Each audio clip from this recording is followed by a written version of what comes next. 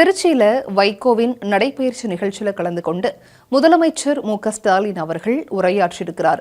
அப்போ பொது வாழ்க்கையில தமிழகத்துல காலடிப்படாத இடமே இல்லைன்ற அளவுக்கு வைகோ அவர்கள் நடைப்பயணம் மேற்கொண்டிருக்கிறதாவும் அவர் குறிப்பிட்டிருக்கிறாரு. அது மட்டும் இல்லாம போதைப்பொருள் நெட்வொர்க்கை தடுக்கிறதுக்கு மத்திய அரசும் மாநில அரசும் இணைந்து செயல்பட வேண்டும் அப்படின்னு சொல்லியிருக்கிறாரு. தமிழ்நாட்டோட குறுக்கும் நெடுக்குமாக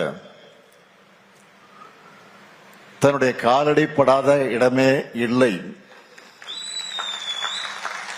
என்று சொல்லுகிற அளவுக்கு மக்கள் பிரச்சனைகளுக்காக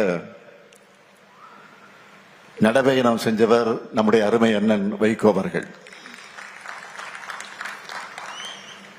அவருடைய நெஞ்சுரத்தையும்